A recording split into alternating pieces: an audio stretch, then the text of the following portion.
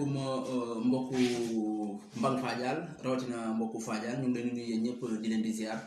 comme nu ñu koy defee saa su nekk tey ñoo ngi nii Fadial TV télé bi nga xamante ne tey lu leer ci biir Fadial ci biir Mbang bi nekk la voix du Mbang comme ni ma koy waxee tantôt tey nag ñu ngi nii jàkkaarloog ak Sidi Bouya mu nekk président de l'amicale des élèves étudiants de Fadial tey moom moo ñëwoon fii Fadial TV seet si ñu Sidi Bouya ñu ngi lay nuyu. waaw laay maa ngi leen di fay bu baax a baax. Sidi Bouya tey yaa ngi ni Fadial TV waaw ñëwoon am loo andi woon askan bi am loo bëgg a partager ak askan bi ci seen dund yenn étudiants yi fële ca université ñu ngi lay déglu. waaw avant tout merci beaucoup Ablaye Sall ci invitation bi vraiment maa ngi koy rafetlu bu baax a baax di nuyu waa Fadial yëpp vraiment waaw avant tout damay présenter wu rek c'est Sidi Bouya Tall étudiant à niveau de master à l'université Cheikh Anta Diop de Dakar, aussi dit président de l'amicale des élèves et étudiants de Fadial. Donc moo waraloon tey ji invitation bi aussi c'est un grand plaisir d'être ici pour parler de l'amicale. Vraiment merci beaucoup encore une fois. waaw Sidi dafa mel ni da ngeen di am jafe-jafe université yàgg nga université lu mu yéesee def nga fa ñaari at wala lu ko ëpp seen dundin université dafa mel ni dafa xaw a métti parce que bu may dégg fan yii yëpp ci dafa mel ni ci yooyu ngeen nekk noo gisee dund bi en tant que étudiant bu fa def 2 ans ou plus. waaw merci beaucoup rek encore une fois waaw étudiant moom. waaw nekk étudiant avant tout c'est difficile voilà parce que même avant ngay doon étudiant pour nga am bac sax c'est très difficile donc boo amee bac une fois le bac di nga am bac ba pare da am sa orientation donc boo commencé ci orientation yóbbu la université Cheikh Anta Diop ou bien dans les autres universités du Sénégal c'est un grand dafa métti parce que da ngay rencontrer ay problèmes yu bari. Voilà comme tey par exemple tey jii nga nekk Fadial ñu orienté la au niveau de Dakar amoo ko ay parents amoo ko ay mbokk nga dem di rencontrer ay problème de logement problème de restauration waaw problème d'espace doo comprendre espace bi aussi l'espace universitaire donc dafa métti de trop en tout cas étudiant moom lu ñuy dund métti na lool. fi ngay wax ni sànq sax ci problème logement yi nga nekk di ko wax parce que wax dëgg neex yàlla di jàngi foog nga nekk lieu ba nga xamante ne dina stable lieu ba nga xamante ne sa bopp xëy na di nga mën a reposer wu mën a jàng parce que njàngum université dafa métti leçon yi bëri nañ matières yi aussi moom mooy loolu fi mu nekk dafa mel ni seen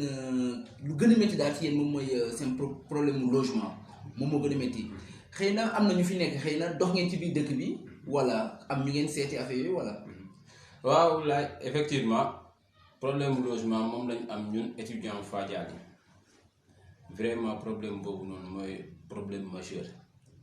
parce que pour nga jàng il faut nga am logement nga mun a loger jóg xëy dem jàngi ñëwaat reposer wu mais ñun étudiants yi en tant que étudiant de Fadial problème boobu lañ am. problème boobu rek lañu am te métti na lool ñu bëggoon aussi dem nañ ci dëkk bi nag waxtaan nañ ak ñu bari vraiment dem nañ seeti kilifa yi dem nañ seeti ñu bari aussi pour lépp loo xamante ne daal bëgg nañ ko daal mooy ñu jàppale ñu ci affaire logement bi parce que instant bi moom vraiment nous sommes au besoin te ñu ngi am nañ suñu rakk yi ñëw suñu frères yi suñu sœurs yi di ñëw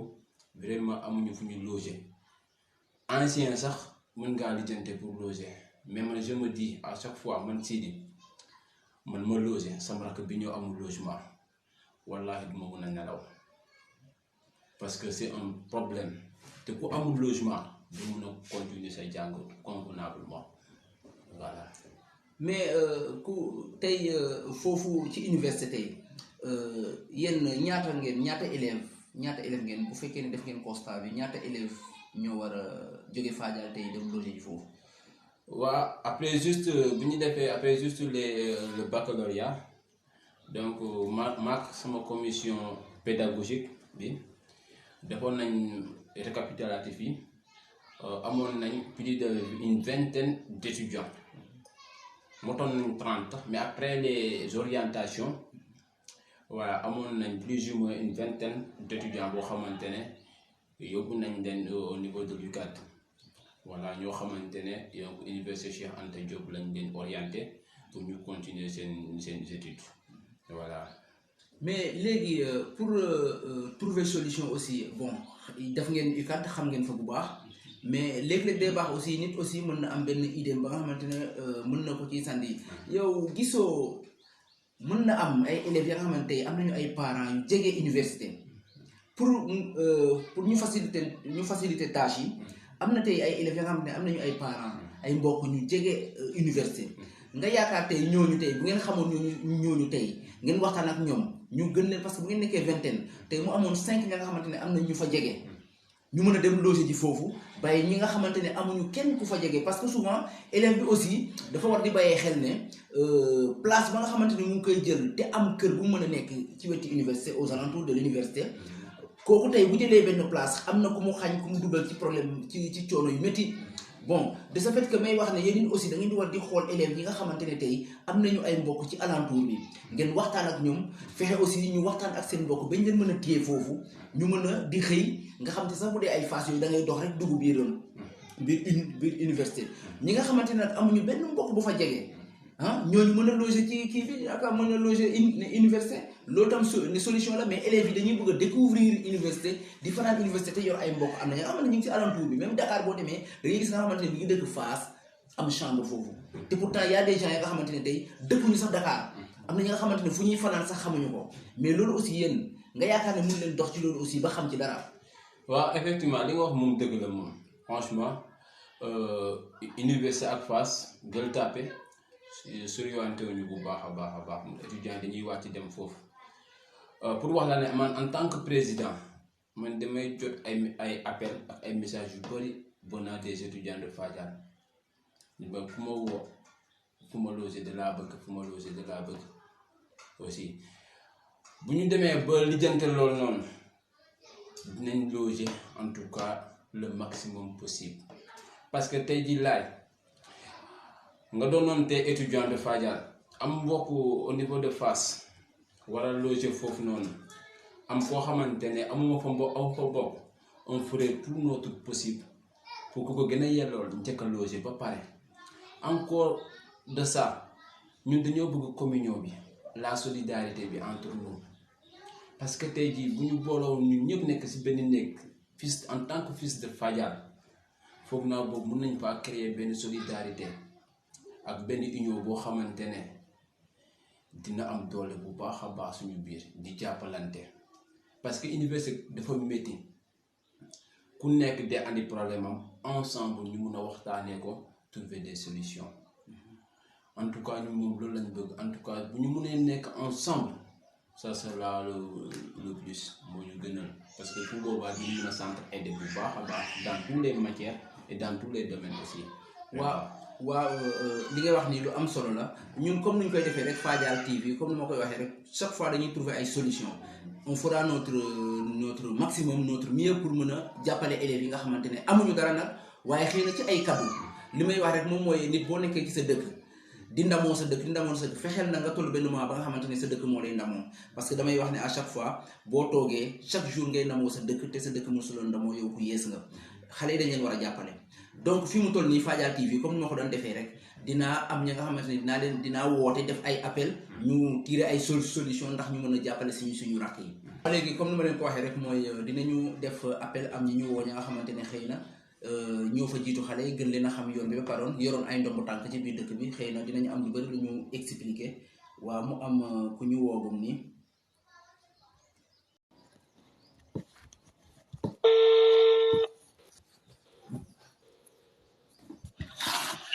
allo asalaamaaleykum Simon Sarr monsieur le maire. oui maaleykum salaam wa rahmatullah. na ngeen def. ñoo ngi sant yàlla bu baax. macha allah waaw tey yaa ngi nii nekk Fadial TV. Ablaye ziar naa la. waa delloo nañ la ziar bu baax a baax a baax. na ngeen def ak yendu bi. waa ñu ngi nii rek ñu ngi ci kawam alhamdulilah. jàmm bu baax naka liggéey bi. waaw ñu ngi ci kawam tey dañoo ñëwoon amoon rencontre ak étudiants yi. waaw. waaw bi ñu ñëwee ñu toog di waxtaan nag bett nañ la nag woo la mais ñu ngi jégalu bu baax. macha allah amul problème ñoo ko bokk. ndax dañuy wax souvent ne ku la jiitu ci néeg bu lëndëm rek moom moo lay ne toog moom moo lay woon fi ngay toog. dëgg la waaw xale yi nag dañoo amoon benn problème mooy problème mu logement fële naka logement université. waaw fi mu toll nii ñoom dañoo jaaxle en plus ay solution la ñuy wut lu ñuy def daal ba mën a loger daal. waaw léegi bi ñu ñëwee ji waxtaan nag ma ne xaaral dina am ñu may woo ña nga xamante ne xëy na dina am ay solution yu ñu leen di jox ngeen mën a tegu ci yoon daal. waaw comme doon ngeen au moins ay sources yi ñi fa jaar xëy na yéen a leen gën a xam foofu. waaw moo tax ñu bëggoon seen réaction tuuti ñu xool ba xam nu ñuy def ba trouver ay solution. waaw Ablaye d'abord ñu ngi lay sant di la gërëm bu baax a baax. di vraiment communication bi ak yaakaar bi. ak woo bi ñu woo pour taataan suñu xalaat. di profito du nuyu téléspectateur Fadial TV yëpp. di leen di ñaanal yéen du jàmm aljuma jàmm. waaw comme ni nga ko waxee je pense que éducation de façon générale. d'abord la ñuy wax sax Ablaye ndax gis nañu ñëpp année scolaire ren bi nu mu demee. waaw jafe-jafe yi bëri lool ni mu amee ci enseignement moyen secondaire noonu la amee ci enseignement supérieur bi. donc mu nekk loo xam ne aussi yeneen imprévu la. mun a affecté aussi enseignement supérieur bi ci fànn yu bëree bëri. bon côté logement étudiant yi je pense que man mii di wax ak yow agent administratif la au niveau du COUD. donc nekk fa fonctionnaire de l'État di fa liggéeyee. 2014 ba léegi nii maa ngi université nekk foofu ci administration bi. donc mbir la boo xam ne xëy na ñun ñi nga xam ne ñu ngi ci biir système bi foofu nekk ay employé foofu. am na luñ ci xam. buñ ci doole itam que ne mën naa ne man depuis 2006. sama dund li ci ëpp professionnel ak yëpp biir université la. parce que dama am bac def sama étude supérieure. def sama formation jeexagul sax ñu recruté ma à l'université. donc mën naa ne 2006 ba tey 2022. maa ngi biir université. donc solution yi nag bari na parce que maa ngi doon déglu sax benn jotaay boo xam ne ñu ngi ko amal ci union bi. mu amoon ay proposition de solution yu fa amoon. monsieur le maire honorable Etienne Sarr joxe woon ko. ay intervention yu bari amoon ci mu nekk que ne ñuy solliciter dëkk bi. tuuti boo xam ne ñu ngi ko dugal seen poste di ko économiser ñu mun cee contribuer. moyennant 50,000 francs l'année. pour pouvoir mettre à la disposition des étudiants un appartement dans les environs de l'université. bon loolu ay xalaat la yoo xam ne je pense que nit ñi buñ ci jokkalante ci. am ñu dem ci solution yooyu. je pense que li ñu war a njëkk a def mooy mbir boo ko bëggee éradiquer. il faut nga xool li nga éradiquer coût bi lan la. il faut que étudiants yi. ñu joxe d'abord dans l'espace universitaire dans les environs. le coût de l'immeuble de l'appartement c'est combien. En général ñu xam ne par exemple le mois pour ñu am appartement à Fann au point E wala à nu mu tuddati à Fass. par exemple c'est 150,000 les 10 mois at. et que temps boobu aussi ñu doog a xam naka la ñuy def ba am ko. jamono bi nag dafa doy waar parce que tey boo xoolee union bi activité yi nga xam ne lancé na ko activité yu am solo la bi ñu waxee participation yi je pense que pour nga am 10 personnes ñu participer 50,000 jafe woon na. donc là si on veut aller vers les 50 personnes juróom fukki nit yi war a def ku nekk fukki junni. mun na nekk parce que kenn ku ci nekk moo xam xëy na éducation ak enseignement bi ak condition estudiantine bi nga xam ne moom à l'université ni mu la ñore. mais je pense qu'on doit aller vers une volonté vraiment communautaire boo xam ne tey ñi nga xam ne c'est des personnes ressources nekk ay fonctionnaires dans le village ñi nekk ay ñoo xam ne ñu ngi ba bitim réew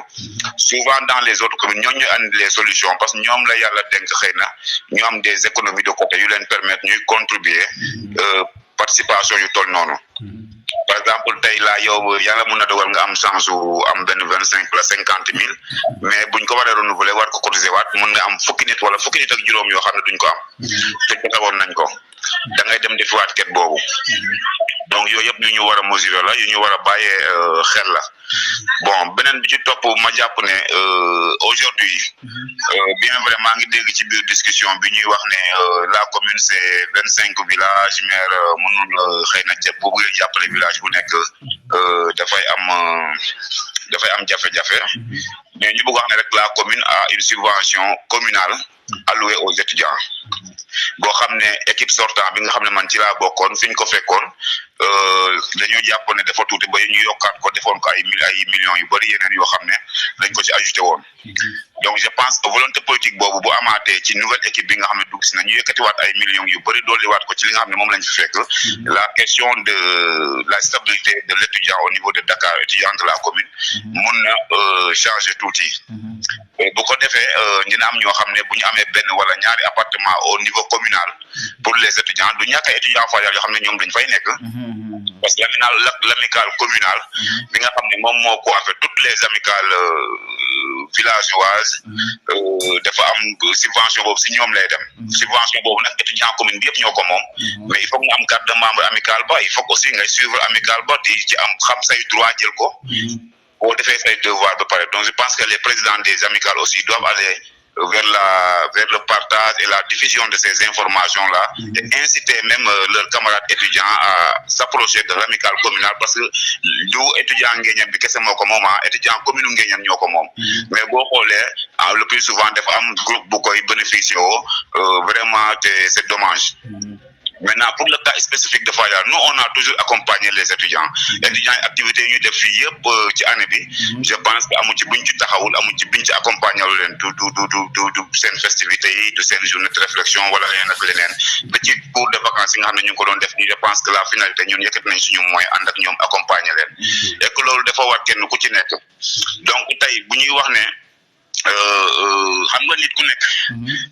séeréer dafa am lu mu wax dafa ne gontiga jaraa tur dafa am lu muy jar tey dama yaakaar ne Fadial am na taxawaay bu mu taxaw ci pour nouvelle équipe bi fi nekk tey nekk fi Fadial a fait gagner aujourd'hui le maire élu loolu ñëpp mën nañ ko contester parce que Fadial tey moom moo nekk xëy na le poumon de Mbang Fadial et Mbang Fadial a suivi ce code de conduite Mbang Fadial a suivi ce vote ba Mbang Fadial kese mooy zone électorale boo xam ne le maire actuellement présent gagné na ko donc je pense que loolu aussi considération la boo xam ne bu renvoyer bal bi bu delloowaatee Fadial njukkalam te xam na ne Fadial tey jii je pense que li ci ëpp pour mu gagner c'est la jeunesse boobu aussi ñu si ëpp c'est des étudiants je pense que c'est une redevabilité donc ñi ko jege war nañ ko gën a mun a ñaax war nañ ko gën a tallal loxo war nañ ko gën a mun a xam ne lii c'est une question d'avenir c'est une question de construction communautaire c'est une question vraiment boo xam ne bu am solo la pour que moom itam mu dugal ci loxoom parce que je pense que tey maire bi fi nekk bu yëkkati woon tey benn enveloppe 500,000 wala 1 million je pense que le reste en collaboration avec les étudiants c'est des solutions parce que étudiants ñu gis ñu loger leen yëpp dañuy def le mois bu dee ñoom ñu andi 3,000 wala 5,000 francs de participation si c'est 30 étudiants qui fait 30 fois 5,000 francs donc tu vois ce que ça fait c'est une enveloppe boo xam ne mun na xëy na compléter le gap et que may ñëwaat léegi rek ci proposition yi ñu joxe mooy que dama jàpp ne waa Fadial bu nekk war na mun a dugal loxoom ci poche am mais bu ñu wax ne nañu wut 50 personnes yu joxe 5,000 francs parce que aussi si 50 personnes yu joxe 5,000 francs yooyu am na 1,000 personnes yu mun a joxe 5,000 francs donc boo defee 50 personnes fois 5,000 francs 2,500,000 la mais boo defee 1,000 personnes fois 5,000 francs c'est combien? Oui. C'est 5 millions. 5 millions, oui. Voilà donc il faut ñu dem ci réflexion yoo xam ne nit ki dañ koy contribuer loo mais lu tuuti mais à l'arrivée dañuy am symbolique bu élevé mais nit ki boo ko dugalee ci canevas boo xam ne moom ci boppam dina toroxlu dina sonn pour am ko pour nga am ci 10 personnes day jafe alors que boo laajee 10 personnes ñaar dërëm te amuñu ko xëy na boo laajoon ñaar fukki nit 15 ñu am ko te ñaar fukki 15 yooyu ñoom ñooy ëpp 10 francs yi ngay laaj 10 personnes yi donc je pense qu'on doit aller vers des solutions plus moins légères au niveau de la communauté ñëpp contribuer ci mu nekk yëfu ñëpp mais buñ ko bëggee def yëfu ñi nga xam ne xëy na ñoom dañoo jàpp ne ñoom la seen loxo jot seen ginnaaw rek ñoom seen loxo bu jotee seen ginnaaw xëy na am na itam loo xam ne ba léegi mënuñu ko parce que kenn mënul lépp donc je pense que li ñu war a def tey dans l'union c'est bañ a xeet ki am dërëm ak ki am ñaar dërëm ak ki am ñetti dërëm ñu dajale tous ces moyens là et que mu nekk loo xam ne vraiment Fadial dans son intégralité moom moo ko contribuer pour accompagner sa jeunesse intellectuelle sa jeunesse estudiantine et je pense que ci yooyu la ñu war a dem.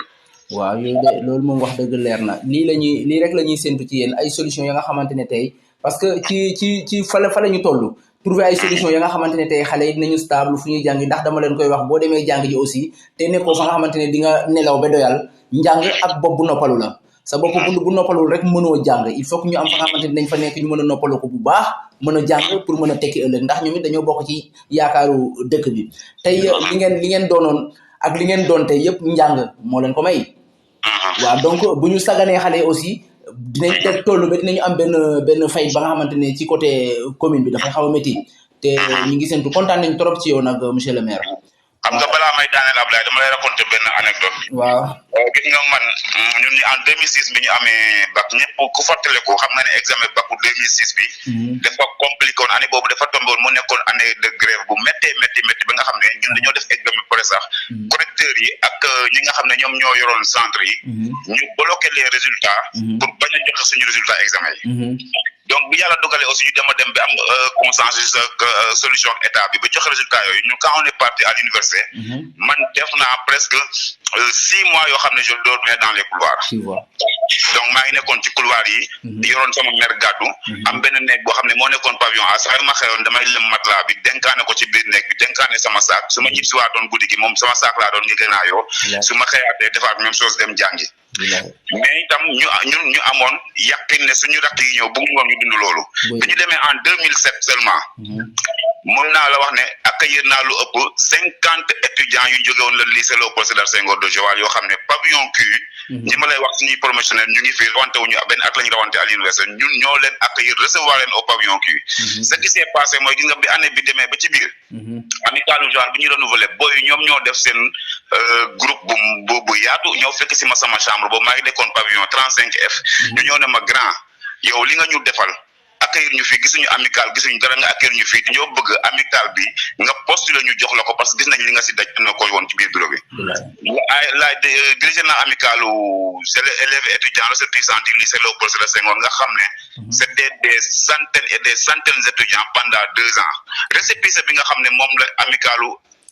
Joal bi yor ñun ñoo ko démarché sama bureau subvention communale bi ñu ngi ko fekkoon ci 500,000 ñun ñoo ko jëlee 500,000 yóbbu ko 1,5 million mais loolu c'est une volonté ba nga xam ne c'est une volonté estudiantine moom moo mun a def loolu donc maa ngi lancé un appel à ces étudiants là ñu xam ne lépp lu nekk seen yelleef jàng nañu xam nañu les textes nañ ko laaj ba jot ko li nga xam ne itam xëy na tey ci waxtaan lañ ko mën a amee ci naxante ak nit ñi lañ ko mën a amee nañu naxante ak nit ñi mais nañu rendre service aussi à la communauté de diverses manières mooy que seen rakk yi nekk fii ñoom itamit nañu jël seen xam-xam jël seen énergie di ko tasaare ci seen rakk yi ak ñu xool comportement yi fi nekk naka la ñu encouragé ñoom seen rakk yi nga xam ne élèves lañu loolu aussi dina gën a inciter bokk communauté bi ñoo xam ne suñu doom yi ñu am kat ñu nekk université vraiment nekkuñu fa kenn ku ci nekk di rawale sa bopp ñu ngi wàññeeku si waat fi di ñëw ci ginnaaw di jàppale seen rakk yi te amicalu Fadial bi dama leen di encourager par occasion parce que itam gis naa ne ñoom itam am na fu ñu teg seen tànk foo xam ne vraiment ñu ngi def liggéey bu am solo au niveau de la base mooy que ñu ngi concerté ak seen rakk yi ñu ngi concerté ak seen enseignants yi ñu bàyyi woon fii di organiser ay cours de vacances di organiser ay conférences yoo xam ne je pense que loolu service rendu la boo xam ne aussi dëkk bi war nañ ci bàyyi xel bu baax a baax gën leen a